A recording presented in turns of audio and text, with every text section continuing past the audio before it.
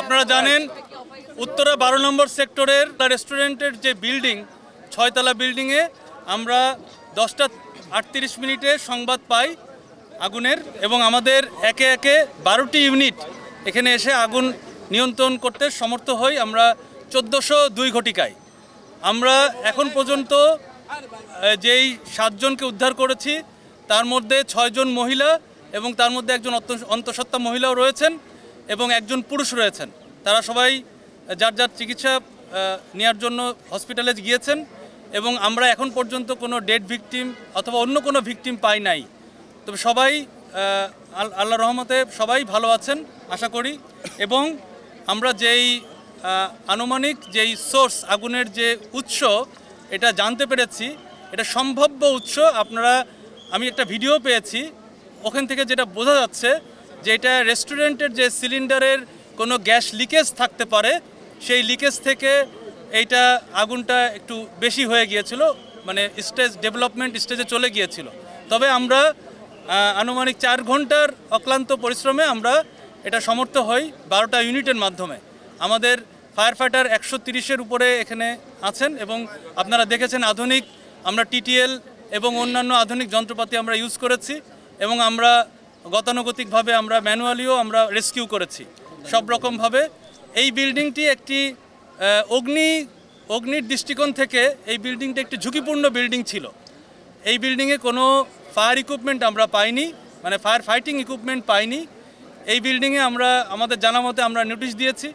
এই বিল্ডিংয়ে আমাদের যে ফায়ার সেফটি প্ল্যান সেটাও নাই এবং এই বিল্ডিংয়ের তথ্য যতটুকু পেয়েছি আমরা এটা বললাম। ভবিষ্যতে আরও আমরা তদন্ত সাপেক্ষে অনেক তথ্য প্রদান করতে পারবো। এটার আসলে কোনো অনুমোদনই নাই, এখন এটা কি অনুমোদন ছিল এটা দেখতে হবে। এবং এখানে আমরা কোনো ফায়ার ইকুইপমেন্ট, যেটা ফায়ার ফাইটিং ইকুইপমেন্ট বলি আমরা, এরকম কোনো এক্সটিংগুইশার অথবা অন্য কোনো কিছুই আমরা পাইনি।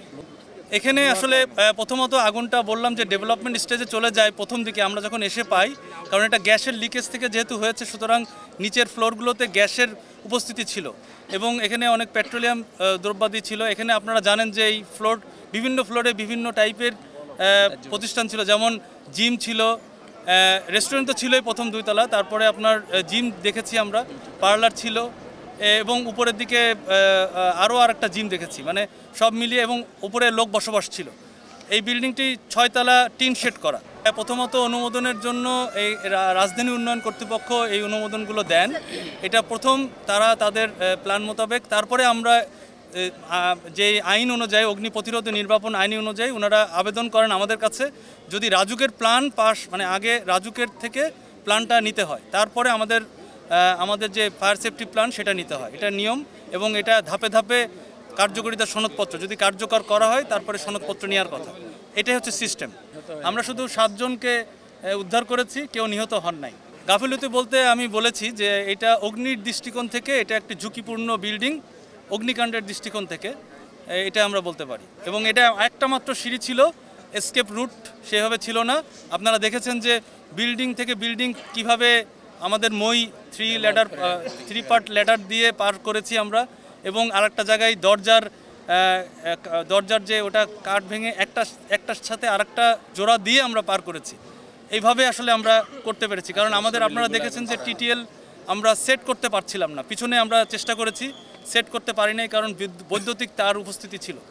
এই পাশেও ছিল, কিন্তু এটা আমরা দূর থেকে আমাদের টেকনিক্যাল যারা আছেন তারা বিভিন্নভাবে চেষ্টা করেছেন, আপনারা দেখেছেন। জি না, আমরা এই দুর্ঘটনায় এখন পর্যন্ত রেস্টুরেন্টের মালিক অথবা ভবন মালিককে পাই নাই। 12টা ইউনিট কাজ করেছে। 12টা। আপনারা জানেন যে এলএনজি গ্যাস থেকে সিলিন্ডার গ্যাস যেগুলো আছে সেটা ঝুঁকিপূর্ণ বেশি, কারণ এটা অল্পতেই চারিদিকে ছড়িয়ে পড়ে।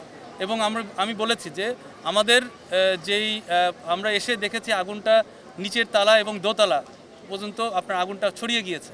সুতরাং এই জন্য আমাদের একটু বেগ পেতে হয়েছে আগুনটা কন্ট্রোলে আনতে। তার কাছে জিজ্ঞেস করতে পারেন, আমাদের কাছে এরকম কোনো তথ্য নেই এবং আমরা যে সার্চ অপারেশন চালিয়েছি, সার্চিং অপারেশনে আমাদের কোনো রকম ডেড ভিকটিম আমরা পাই না। আপনি পরবর্তী যেটা বললেন এই তথ্য আমি জানি না, কারণ আমি ভবন মালিককে অবশ্যই খুঁজেছি, এখন পর্যন্ত পাই নাই।